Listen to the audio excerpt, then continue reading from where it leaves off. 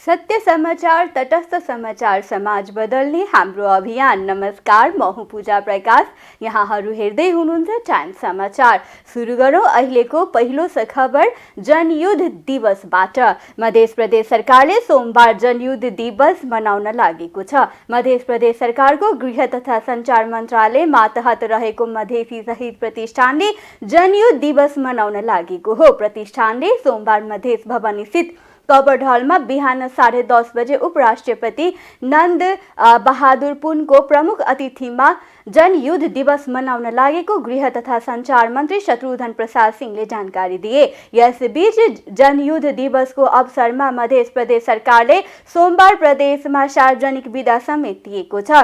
मध्य प्रदेश सरकारले जनयुद्ध दिवसको अवसरमा फागुन 1 गते प्रदेशभरि सार्वजनिक बिदा दिने निर्णय राजपत्रमै प्रकाशित गरिसकेको हो। यसअघिका मुख्यमन्त्री लालबाबु राउत नेतृत्वको सरकारमा गृह तथा सञ्चार मन्त्री भएका भरत प्रसाद शाहको प्रयासमा गत वर्ष नै फागुन 1 गते जनयुद्ध दिवस मनाउन सार्वजनिक बिदा दिने निर्णय गरिएको थियो। गत वर्ष फागुन 1 गते पनि मध्य सरकारले जनयुद्ध दिवस मनाउन सार्वजनिक बिदा दिएको थियो भने माओवादीको 10 वर्षीय जनयुद्धमा शहीद बेपत्ता भएका परिवार र घाइतेलाई 1-1 लाख रुपैयाँ वितरण गरिएको थियो। धनुषाका स्थानीय तहका प्रमुख उपप्रमुखहरूले पालिकाको वार्षिक योजना तर्जुमा प्रक्रियालाई समावेशी बनाउने प्रतिबद्धता व्यक्त गरेका छन्। फ्री मिडिया नेटवर्क धनुषाको आयोजना तथा नेपाल पत्रकार महासंघ धनुषा शाखाको संयोजनमा आयोजित स्थानीय तहको योजना तर्जुमा प्रक्रियालाई समावेशी बनाउन सञ्चार क्षेत्रको भूमिका विषयक अन्तर्क्रिया कार्यक्रममा स्थानीय तहका प्रमुख उपप्रमुखहरूले यस्तो प्रतिबद्धता व्यक्त गरेका हुन्। स्थानीय तहका जनप्रतिनिधिहरूले योजना तर्जुमा प्रक्रिया समावेशी बनाइने गरे तापनि सञ्चार क्षेत्रको खबरदारी आवश्यक रहेको बताए। कार्यक्रममा सहभागी लक्ष्मीनिया गाउँपालिकाका अध्यक्ष भोगेन्द्र मिश्रले आगामी आर्थिक वर्षको योजना तर्जुमा प्रक्रियालाई समावेशी बनाउनका लागि योजनाबद्ध रूपमा काम गर्ने प्रतिबद्धता जनाए।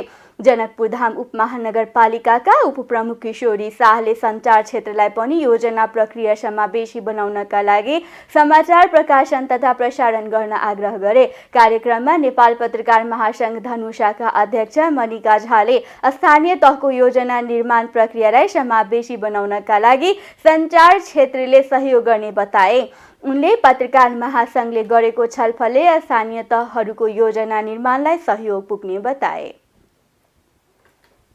बाराको जितपुर सिमरा उपमहानगरपालिका 7 स्थित सिटी मार्केटमा आइतबार बिहान आगलागी भएको छ। आगलागीबाट 6वटा पसल पूर्ण रूपमा जलेर नष्ट हुँदा लाखौंको क्षति भएको हो। आगलागीबाट हजारी शाह र विवेक चौधरीले सञ्चालन गरेको कपडा पसल जल्दा 5-5 लाख, मोहम्मद सुबराती र अनिल शाहले सञ्चालन गरेको कपडा पसलमा क्रमशः 20 लाख र 17 लाख, मुन्नलाल प्रसाद रौनियाले सञ्चालन गरेको हरिओम ट्रेडर्समा 20 लाख र अञ्जनी प्रसाद चौरसियाले सञ्चालन गरेको पसलमा 5 लाखको क्षति भएको प्रारम्भिक अनुमान छ। आइतबार बिहान 7:30 मा लागेको आगो 9 बजे नियन्त्रणमा आएको थियो। समयमै आगो नियन्त्रणमा लिएकोले थप क्षति हुन नपाएको प्रहरीले जनाएको छ। विद्युत सर्ट भएर आगलागी भएको हुन सक्ने अनुमान गरिएको छ। सरकारले जनयुद्ध दिवसमा सार्वजनिक बिदा दिने निर्णय गरेको छ। आइतबार दिउँसो प्रधानमन्त्री तथा मन्त्री परिषदको कार्यालय सिंहदरबारमा बसेको मन्त्री परिषदको बैठकले फागुन 1 गते जनयुद्ध दिवसका रूपमा सार्वजनिक बिदा दिने निर्णय गरेको हो। विक्रम सम्वत 2052 साल फागुन 1 गतेबाट सुरु भएको जनयुद्ध 2063 मङ्सिर 5 गते विस्तृत शान्ति सम्झौतामा रूपान्तर भएको थियो। त्यही जनयुद्धको जगमा नेपालमा राजनीतिक परिवर्तन सम्भव भएको थियो भने गणतन्त्र, संघीय प्रणाली, समावेशी लोकतन्त्र, सामाजिक न्याय जस्ता उपलब्धि जनयुद्ध र जनआन्दोलनको बलमा नै स्थापित भएका थिए। सत्तारूढ उच्च स्तरीय संयन्त्रको बैठकले सत्ता सहकार्यलाई मजबुत बनाएर जाने निर्णय गरेको छ। आइतबार बिहान प्रधानमन्त्रीको सरकारी निवास बालुवाटारमा बसेको उच्च स्तरीय संयन्त्रको बैठकले यस्तो निर्णय गरेको हो।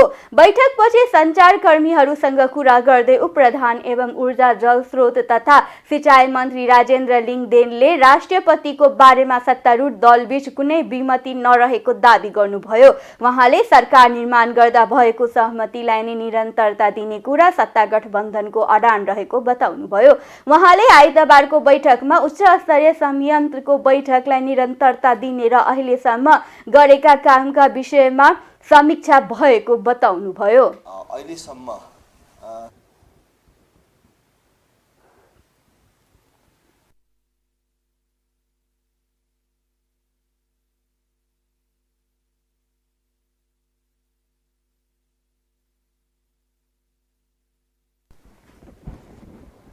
सत्ता साझेदार दलहरूबीच राष्ट्रपतिको विषयमा विमति भन्ने खबर बाहिर आए पनि त्यसमा कुनै सत्यता नभएको मन्त्री लिङदेनले दावी गर्नुभयो। प्रतिनिधि सभाको आज बसेको बैठकको शून्य समयमा सांसदहरूले VVIPको सवारीलाई सरलीकृत गर्न सभामुख मार्फत ध्यान आकर्षण गराउनु भएको छ। आइतबार बसेको बैठकको शून्य समयमा सांसद रघुजी पन्तले शुक्रबार राष्ट्रपतिको संघीय संसदको संयुक्त बैठकलाई प्रतिनिधि सभाको निर्वाचनपछि पहिलो पटक सम्बोधन गर्न आउने र जाने क्रममा भएको सवारी अवरोधपछि चौतर्फी टिप्पणी भएको बताउनुभयो। सांसद पन्तले राष्ट्रपतिको सवारीको पटक पटक विरोध भइरहेको भन्दै सवारीलाई सरलीकृत गर्न सरकारको ध्यान आकर्षण गर्नुभएको हो। योभन्दा अगाडि रामवरण यादव राष्ट्रपति हुनुहुन्थ्यो। उहाँको पालामा पनि यसरी पटक पटक आलोचना भएर उहाँले पनि यो मेरो यस विभिन्न फङ्सनमा जाँदाको यो प्रक्रियालाई सरल बनाइयोस् भनेर प्रयत्न गर्नुभयो। अहिलेको राष्ट्रपतिको नि भन्दा अगाडि पनि टिप्पणी भयो र उहाँले पनि यसलाई सरल र सहज बनाइयोस् भनेर प्रयत्न गर्नुभयो। तर अस्ति म आफै पनि 1 घन्टा जाममा परेँ र एम्बुलेन्स पनि जाममा पर्यो र सरकारले यो बारेमा यो सवारी चलाउने एउटा मापदण्डलाई लोकतन्त्र अनुकूल खुकुलो र सुरक्षाको दृष्टिकोणले उपयुक्त बनाउने बारेमा पटक पटक चर्चा चल्दाखेरि पटक पटक आवाज उठ्दाखेरि पनि सरकारले ध्यान दिएको छैन। यो सरकारले यस सम्बन्धमा उपयुक्त पाइला नचाल्ने तर राष्ट्रपति जस्तो गरिमामय संस्थाले चाहिँ यस बाबतमा आलोचना भोग्नुपर्ने स्थिति आफैमा सुखद होइन। त्यसमा किनभने मेरो सवारी कसरी चलाउने भनेर त राष्ट्रपतिको भूमिका हुँदैन, त्यसको सम्पूर्ण जिम्मा त सरकारको सुरक्षा संयन्त्रले गर्छ र यसो गर्दाखेरि सुरक्षा संयन्त्रले जहिले पनि आफू सेफ हुने प्रयत्न गर्छ।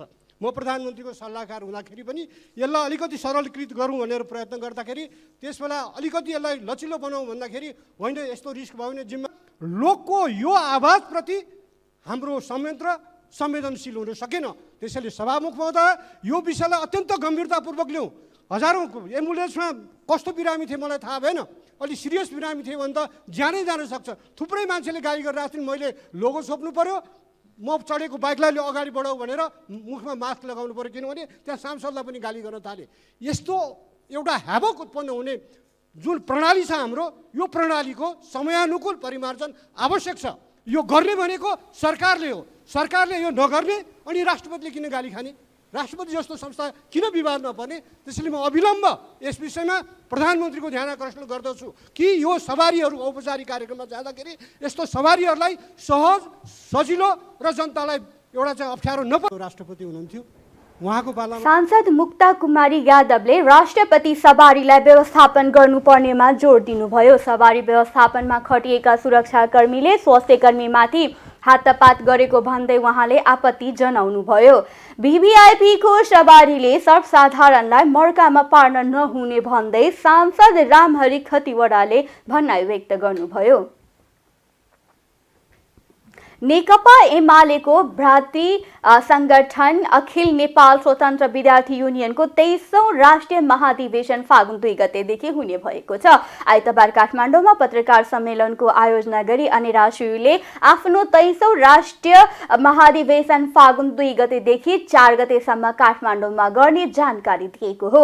निशुल्क शिक्षा, स्वास्थ्य र पूर्ण रोजगार, समृद्धि नेपाल निर्माणको आधार, गुणस्तरीय शिक्षा, गतिशील संगठन र स्वयुको निर्वाचन हाम्रो सरोकार भन्ने मूल नाराका साथ हुन लागेको महाधिवेशनको फागुन 2 गते दिउँसो 1 बजे प्रज्ञा भवन कमलादीमा हुने जनाएको छ। अनेरा सुईको अध्यक्ष सुनिता बरालले अनेरा सुईको आगामी नेतृत्व सर्वसम्मत चयन गर्ने प्रयास गरिने बताउनुभयो। उहाँले सर्वसम्मत रूपमा नेतृत्व चयन हुन नसकेमा विद्युतीय मतदानबाट निर्वाचन गर्ने गरी प्रबन्ध मिलाएको जानकारी दिनुभयो। उहाँले महाधिवेशनबाट 199 जनाको केन्द्रीय कमिटी निर्वाचित हुने बताउनुभयो। त्यस्तै अनुशासन, लेखा र निर्वाचन आयोगमा अध्यक्ष, सचिव र सदस्य सहित 15 जनाको समिति निर्वाचित गरिने जानकारी दिनुभयो। का सन्दर्भमा आयोजना गरिएको पत्रकार सम्मेलन चाहिँ हामीले पर्सि 2 गते 12 बजे प्रज्ञा भवनमा उद्घाटन गर्दैछौँ र त्यो उद्घाटनमा हाम्रो पार्टीका श्रद्धेय अध्यक्ष केपी शर्मा ओली जो चाहिँ यो देशका पूर्व प्रधानमन्त्री पनि हुनुहुन्छ, उहाँ आएर उद्घाटन हुन्छ। हामी देशभरिबाट लगभग 1600 प्रतिनिधिहरू आउनुहुन्छ। त्यसमा विभिन्न हाम्रो 77वटै जिल्ला कमिटी अन्तर्गतका मावि पालिका कमिटीहरू र 11वटा विश्वविद्यालयबाट अनेरा सुईको महाधिवेशनमा प्रतिनिधित्व हुन्छ। त्यो सँगसँगै पार्टीका पदाधिकारीहरू र अनेरा सुईका पूर्व अध्यक्षहरू, नेताहरू र राष्ट्रिय दलका रूपमा कार्यरत नेपालका राजनीतिक दलका विद्यार्थी सङ्गठनहरूलाई हामीले निमन्त्रणा गरेका छौँ उद्घाटन सत्रका लागि। उहाँहरूको पनि उपस्थिति रहने नै छ। हामीले निःशुल्क शिक्षा, स्वास्थ्य र पूर्ण रोजगार समृद्ध नेपालको आधार, गुणस्तरीय शिक्षा, गतिशील सङ्गठन, सोभि निर्वाचन हाम्रो सरोकार भन्ने मूल नारा कायम गरेका छौँ, जसलाई हामीले यो महाधिवेशन पनि सोभि निर्वाचन लक्षित बनाऊ भन्ने उद्देश्य छ, जो चाहिँ त्रिभुवन विश्वविद्यालयले चैत्रको 5 गते सोभि निर्वाचन गर्ने भनेर मिति तोकिसकेको छ। हामी यो महाधिवेशनबाट 179 जनाको केन्द्रीय कमिटी निर्वाचित गर्छौँ र 3टा आयोगहरू निर्वाचित गर्छौँ। त्यो निर्वाचन कमिटीले आफ्नो मुख्य उद्देश्य सोभि निर्वाचन सम्पन्न गर्ने उद्देश्यका साथ लाग्नेछ। चैत्र 5 गतेको सोभि निर्वाचनमा अधिकतम अनेरा सुईका पक्षमा मत परिणाम पार्ने हाम्रो उद्देश्य हो। त्यसकारणले सोभि निर्वाचनलाई चुस्त, दुरुस्त, स्वस्थ, प्रतिस्पर्धात्मक बनाउने कुरामा पनि अनेरा सुईको महत्त्वपूर्ण भूमिका हुन्छ नै। त्यो सँगसँगै हाम्रो गर्विलो इतिहासलाई कायम गर्ने कुरामा पनि अनेरा सुई विशेष सचेत भएर आफ्नो योजना बनाउँछ। त्यसकारणले हामीले यो विगत 7 वर्षदेखि नियमित रूपमा गर्न नसकिरहेको महाधिवेशन मार्फत नयाँ नेतृत्व छनौट भए पश्चात नयाँ नेतृत्वले आफ्नो एउटा परिपक्व योजनाका साथ सोभि निर्वाचन लगायत सबै विश्वविद्यालयहरूमा पढ्ने विद्यार्थीका विषयमा आफ्नो सरोकार बनाएर अगाडि बढ्नेछ। कार्यक्रममा बोल्दै अध्यक्ष बरालले राज्य व्यवस्थालाई बलियो बनाउनका लागि स्वयं निर्वाचन आवश्यक रहेको बताउनुभयो।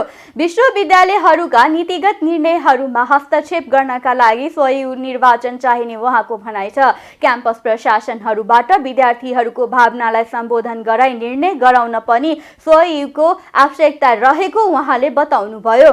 अध्यक्ष बरालले आफूहरू निर्वाचनको पक्षमा रहेका र त्यसको तयारीमा लागेको पनि बताउनुभयो। अनेरा स्वयुको राष्ट्रिय महाधिवेशनमा देशभरका क्याम्पसहरूबाट 1500 भन्दा बढी प्रतिनिधिहरूलाई उपस्थिति हुने जनाइएको छ। निर्वाचन आयोगले चितवन क्षेत्र नम्बर 2 मा वैशाख 10 गते उपनिर्वाचन गर्ने निर्णय गरेको छ। आइतबार बसेको निर्वाचन आयोगको बैठकले प्रतिनिधि सभा सदस्य निर्वाचन ऐन 2074 को दफा 68 बमोजिम 2080 साल वैशाख 10 गते आइतबार चितवन क्षेत्र नम्बर 2 मा प्रतिनिधि सभा सदस्यका लागि उपनिर्वाचन गर्ने निर्णय गरेको हो। यसअघि गत 4 मङ्सिरमा भएको निर्वाचनमा चितवन 2 बाट राष्ट्रिय स्वतन्त्र पार्टी रासोपाका सभापति रवि लामेछाने निर्वाचित भएका थिए। तर नेपाली नागरिकता त्यागेर अमेरिकन नागरिकता लिएको र अमेरिकन नागरिकता त्यागेपछि पुनः नेपाली नागरिकता लिने प्रक्रिया पूरा नगरेको भनी सर्वोच्च अदालतले फैसला गरेपछि लामिछानेको पद गएको थियो। निर्वाचन सम्बन्धी व्यवस्था प्रतिनिधि सभा निर्वाचन ऐनको दफा 68 मा छ, जहाँ भनिएको छ पहिलो हुने निर्वाचित हुने निर्वाचन प्रणाली अन्तर्गत निर्वाचित कुनै सदस्यको पद प्रतिनिधि सभाको अवधि 6 महिनाभन्दा बढी कायम रहँदै कुनै कारणले रिक्त भएमा आयोगले तोकेको मितिमा त्यस्तो रिक्त सदस्यको पद उपनिर्वाचनद्वारा पूर्ति गरिनेछ। यही व्यवस्था अनुसार निर्वाचन आयोगले चितवन 2 मा वैशाख 10 गते उपनिर्वाचन गर्ने निर्णय गरेको हो। नेपाल विद्युतीय प्राधिकरण अन्तर्गत गोटागन्तीमा काम गर्दै आएका मिटर रिडर मजदुरहरूले ज्यालादारी नियुक्ति पत्र उपलब्ध गराउनु पर्ने भन्दै केन्द्रीय कार्यालयमा धरना दिएका छन्। समान श्रममा आधारित ज्याला पत्तीको विकास गर्नुपर्ने र ज्यालादारी नियुक्ति पत्र उपलब्ध गराउनु पर्ने भन्दै गोटागन्ती मिटर रिडर संघर्ष समितिले काठमाडौँको रत्न पार्क स्थित केन्द्रीय कार्यालयमा धरना दिएका हुन्। प्राधिकरणले गोटागन्तीका मजदुरहरूलाई ज्यालादारीमा कायम नगरेको र प्राधिकरणको सेवा सुविधाबाट वञ्चित गरेको उनीहरूको आरोप छ। उनीहरूले लामो समयदेखि नै मिटर रिडरको काम गर्दै आएको भए पनि कुनै सेवा नपाएको गुनासो गरेका छन्। दक्ष र अदक्ष जनशक्तिलाई चाहिँ युज गरिसकेपछि तिनलाई अधिकार दिने सन्दर्भमा सबैले चाहिँ नि अगाडि उठ्नुपर्छ। जस्तो चाहिँ नि श्रमिकहरूका सन्दर्भमा श्रमिकहरूलाई चाहिँ यतिकै अल्मलाउँदा हुन्छ, सेवा सुविधा नदिँदा पनि हुन्छ भन्ने भयो भने त्यसले कसैलाई पनि माथि पुर्याउँदैन। किनभने यहीँ नेपालमा पनि तपाईँको चाहिँ नि नेपालमै भएका श्रमिकहरूलाई चाहिँ व्यवस्थापन नगर्ने र अन्तर्राष्ट्रिय फोरमहरूमा चाहिँ गएर यसो गर्छौँ उसो गर्छौँ व्यवस्थापन गर्नुपर्छ, श्रमिकहरूले हक अधिकार पाउनुपर्छ भन्नु चाहिँ अलिकति नाजायज हुन्छ। किनभने एउटा विधि पद्धति र प्रक्रियामा चलेको ठाउँमा है अब हामी तल्ला लेभलका मान्छेहरूले चाहिँ नि खम्बाकै रूपमा है यो प्राधिकरणलाई हामीले हुर्काएको, आज यो प्राधिकरण हाम्रो कारणले विकास भएको, हामीले दुःख गर्दै र रगत पसिना बगाएर आजको प्राधिकरण यो अवस्थामा पुगेको। निश्चित हामीले यहाँ मागहरू राखेका छौँ। आजसम्म हाम्रो श्रम शोषण गरियो, अब हुन दिँदैनौँ भनेर हामीले भनेका छौँ। यहाँ गोटा पद्धति खारेजी तत्काल गर्नु पर्यो र यो नियुक्ति तथा बर्खास्त प्रक्रिया चाहिँ बन्द गर्नु पर्यो र यहाँ जसले काम गरिरहेछन् तिनलाई चाहिँ फेरि बर्खास्त गरेर पनि भएन। यी सन्दर्भहरू एकचोटि राम्रोसँग विद्युत प्राधिकरणले बुझोस्। सङ्ख्या कति गर्नुपर्ने हो, यसरी रबरको मान्छे चाहिँ तपाईँको 4000, 4500, 6000, 7000 रिडिङ गराएर मात्रै समस्या समाधान हुँदैन कि। यिनलाई निश्चित विधि पद्धति सङ्ख्या किटानी गरोस्, कति गर्नुपर्ने हो रिडिङ, के पद्धतिमा गर्ने होस्, तहगत व्यवस्थापन गरोस्, काम लगाओस्। हामीले त पहिला पनि गरे, भोलि पनि गर्न मन्जुर छौँ। उनीहरूले गोटा नियुक्ति र बर्खास्त प्रक्रिया बन्द गर्नुपर्ने, सार्वजनिक बिदा बाहेक वर्षमा 12 दिनसम्म भइपरि आउने बिदा र 60 दिन सुत्केरी बिदा दिनुपर्ने माग पनि राखेका छन्। अब आर्थिक समाचार।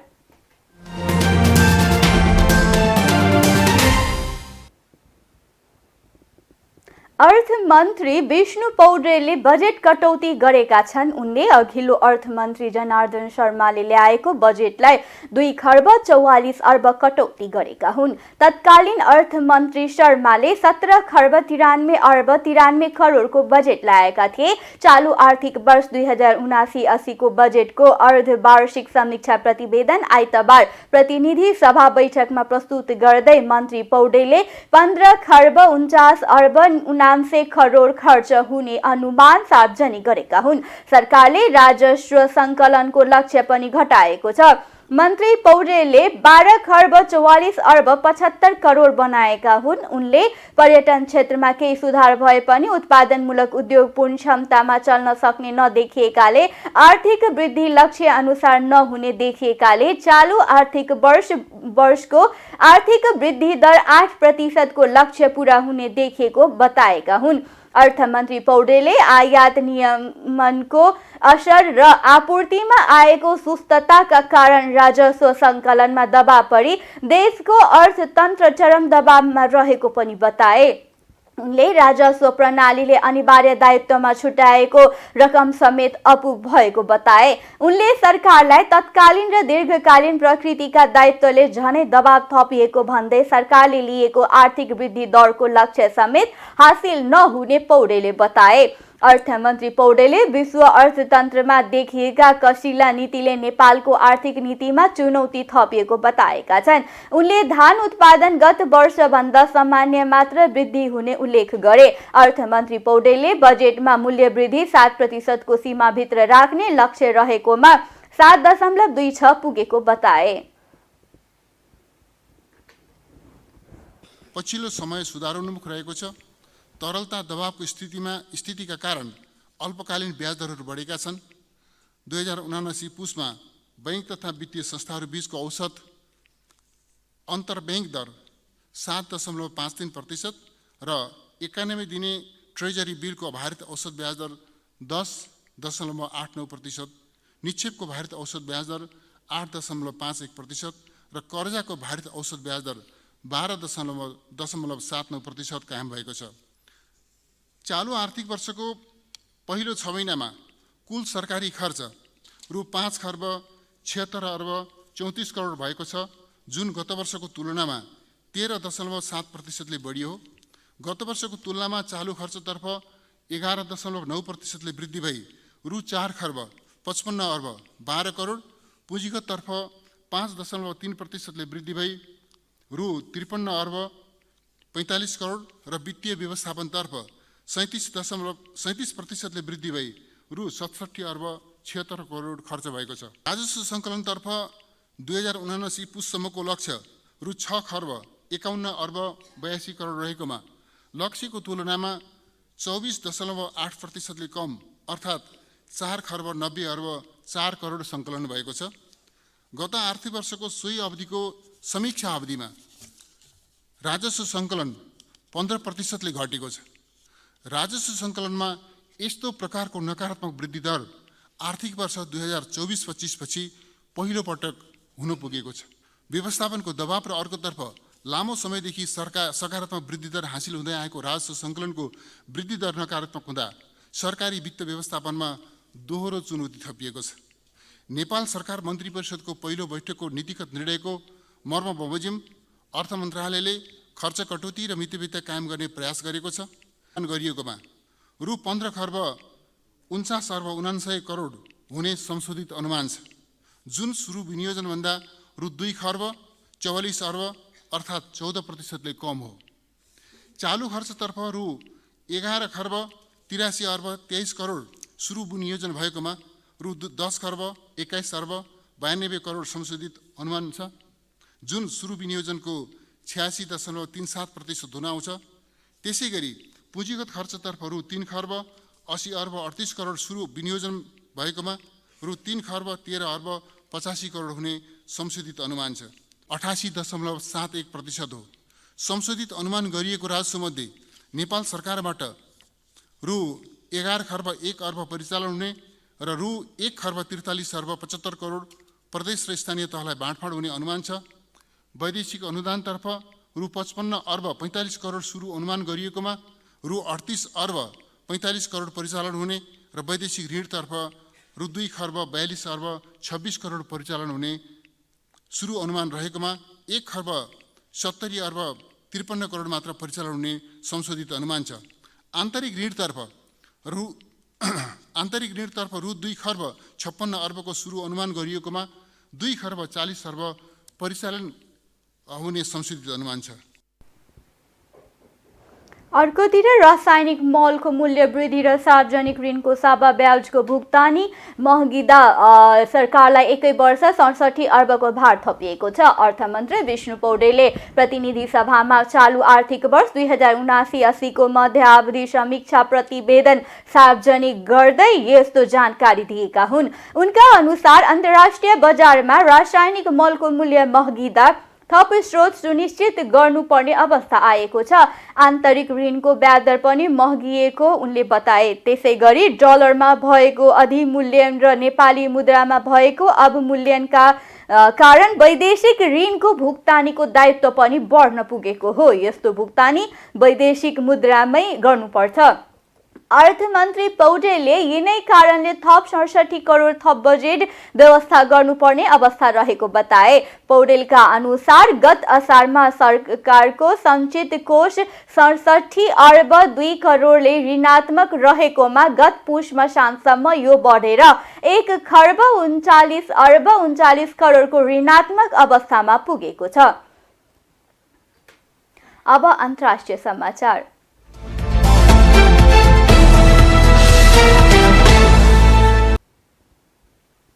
टर्कीमा भूकम्पबाट भत्किएको भवनको निर्माण मापदण्डबारे अनुसन्धान सुरु भएको छ।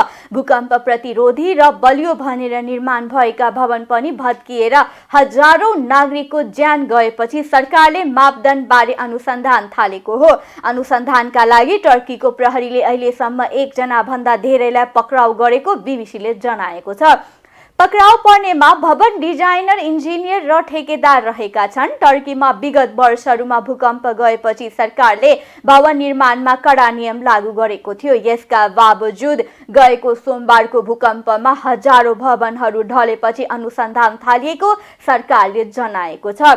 टर्कीको न्याय मन्त्रालयले भूकम्पबाट सबैभन्दा बढी प्रभावित 10 वटा प्रान्तमा भूकम्प अपराध अनुसन्धान विभागहरू गठन गर्न आदेश दिएको छ। टर्कीमा गएको सोमबार गएको भूकम्पका कारण ज्यान गुमाउनेको संख्या 28,000 नाघेको छ। भवनका भग्नावशेष पूर्ण रूपमा नहटाइएकाले ज्यान गुमाउनेको संख्या अझै बढ्न सक्ने उद्धार र राहत कार्यमा संलग्न निकायहरूले बताएका छन्।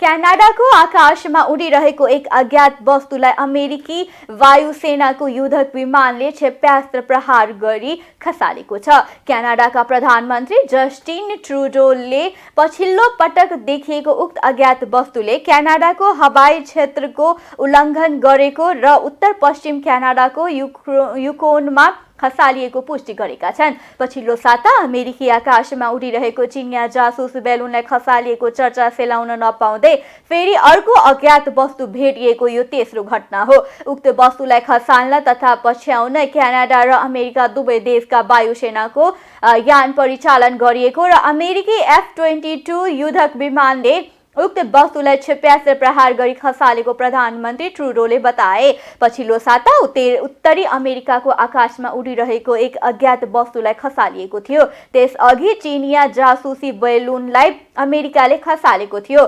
खसालिएको उक्त वस्तुको भग्नावशेष सङ्कलनको कार्य भइरहेको र त्यसको अध्ययन हुने बीबीसीले जनाएको छ। अब खेल समाचार।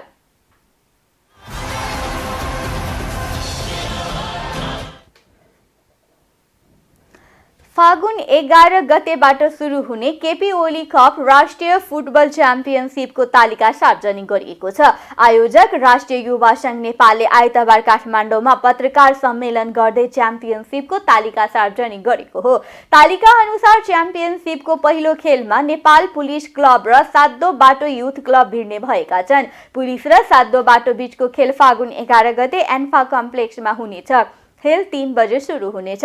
प्रतियोगिताको फाइनल बाहेक सम्पूर्ण खेल एन्फा कम्प्लेक्स सातो बाटोमा हुनेछ।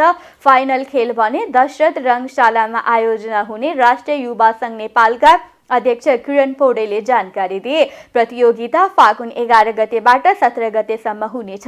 प्रतियोगिता 8 टोलीको सहभागिता रहेको छ। ए डिभिजनका Machhindra Football Club, Tribhuvan Army Club, Nepal Police Club, New Road Team NRT, Church Boys United Club, Sato Bato youth club र जाउलाखेल युथ क्लब छन् भने एक आयोजक टोली केपी ओली फुटबल क्लब रहेको छ। एफा परिसर सातो बाटोमा गर्नेछौँ र ओपनिङ सेसनमा ओपन इन्भाइटेसन रहेको छ। त्यहाँ केही विशेष प्रस्तुतिहरू पनि रहनेछन्। त्यसै गरी यसको क्लोजिङ सेरेमनी चाहिँ अलि भव्यताका साथ हामीले दशरथ रङ्गशालामा सम्पन्न गर्नेछौँ।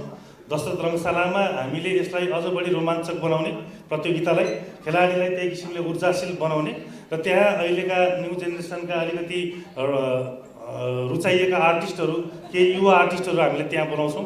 क्लोजिङ सेरेमनीमा सुशान्त केसी, स्वप्न सुमन लगायतका अहिलेका हट आर्टिस्टहरू त्यो दिनमा क्लोजिङ सेरेमनीमा विशेष प्रस्तुतिका साथ रङ्गशाला गुन्जाउने हाम्रो योजना रहेको छ।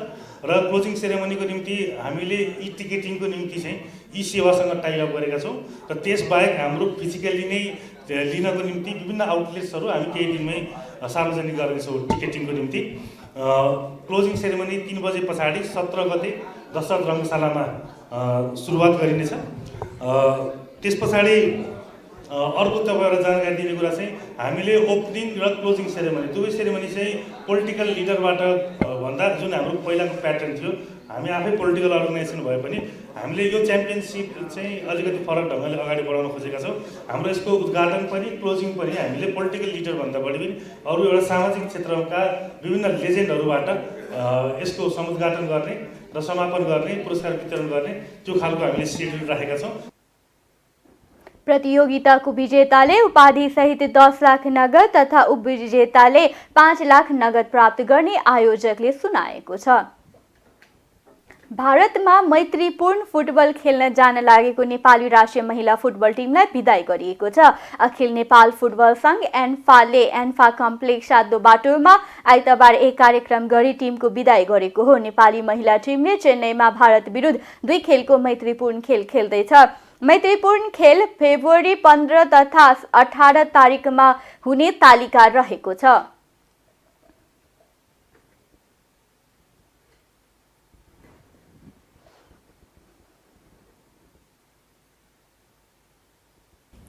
ओभरअल अब तयारी हाम्रो राम्रै भएको छ। अब हामीले यहाँ एन्फा कम्प्लेक्समै हामी ट्रेनिङ गरिरहेको थियौँ।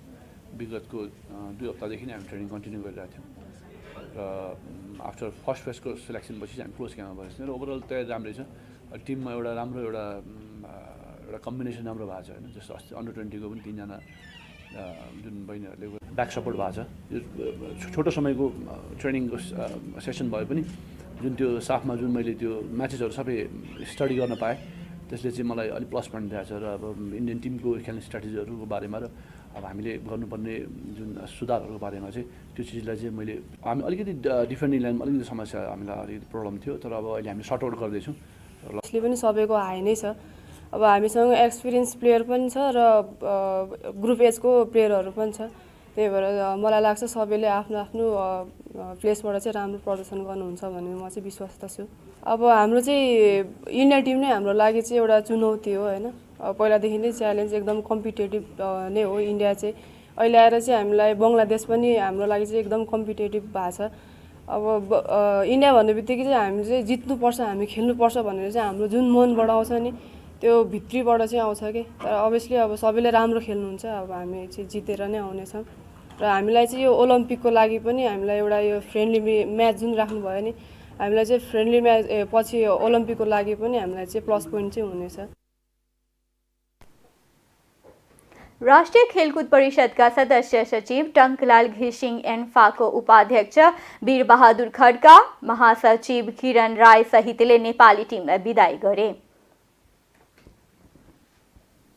हस् त अहिलेलाई टाइम समाचार यति नै। हेर्दै रहनुहोला टाइम्स टेलिभिजन। आज्ञा दिनुहोस्। नमस्कार।